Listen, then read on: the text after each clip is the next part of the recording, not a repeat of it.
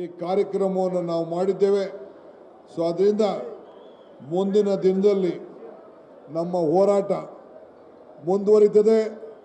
ಪ್ರತಿ ಪಂಚಾಯತಿಗೂ ಎಲ್ಲ ನಮ್ಮ ಈ ಒಂದು ಕಾರ್ಮಿಕನ ಕರ್ಕೊಂಡು ತಾಲೂಕು ಹೆಡ್ ಕ್ವಾರ್ಟರ್ಸ್ನಲ್ಲಿ 5 ಕಿಲೋಮೀಟರ್ ಪಾದಯಾತ್ರೆನ ಮುಂದಿನ ದಿನದಲ್ಲಿ ನಾವು ಕಾರ್ಯಕ್ರಮವನ್ನು ರೂಪಿಸಿದ್ದೇವೆ. ನೀವೆಲ್ಲ ಪಂಚಾಯತಿ ಮಟ್ಟದಲ್ಲಿ ಕಾರ್ಯಕ್ರಮವನ್ನು ಮಾಡಬೇಕು, ಇದಕ್ಕೆ ಸಿದ್ಧತೆಯನ್ನು ಮಾಡಿಕೊಳ್ಬೇಕು. ಪ್ರತಿ ಕ್ಷೇತ್ರಕ್ಕೂ ಮಂತ್ರಿಗಳು ಬರ್ತಾರೆ, ಶಾಸಕರುಗಳು ಪಾಲ್ಗೊಳ್ತಾರೆ, MLCಗಳು ಪಾಲ್ಗೊಳ್ತಾರೆ.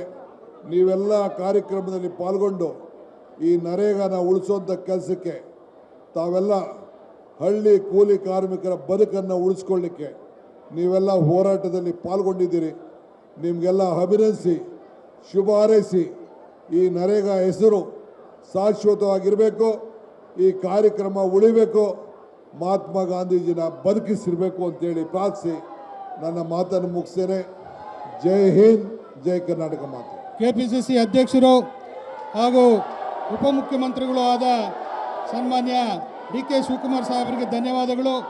ಈಗ ಕರ್ನಾಟಕ ಪ್ರದೇಶ ಕಾಂಗ್ರೆಸ್ ಸಮಿತಿ ಹಮ್ಮಿಕೊಂಡಿರುವ ರಾಷ್ಟ್ರಪಿತ ಮಹಾತ್ಮ ಗಾಂಧಿ ನರೇಗಾ ಯೋಜನೆ ಉಳಿಸಿ ಆಂದೋಲನದ ಕಾರ್ಯಕ್ರಮ ರಾಜಭವನ್ ಚಲೋ ಕಾರ್ಯಕ್ರಮಕ್ಕೆ ದೆಹಲಿಯಿಂದ ಆಗಮಿಸಿರುವ AICC ಪ್ರಧಾನ ಕಾರ್ಯದರ್ಶಿಗಳು ಹಾಗೂ ಕರ್ನಾಟಕ ರಾಜ್ಯದ ಉಸ್ತುವಾರಿಗಳು ಆದ ಸನ್ಮಾನ್ಯ ರಣದೀಪ್ ಸಿಂಗ್ ಸುರ್ಜೇವಾಲಾರವರು ತಮ್ಮನ್ನೆಲ್ಲ ಉದ್ದೇಶಿಸಿ ಈಗ ಮಾತನಾಡಲವರಿದ್ದಾರೆ.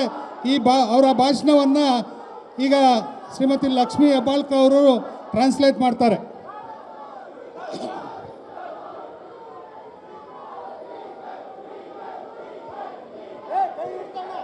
Honorable AICC General Secretary Sri Randeep Singh Surjewala will speak.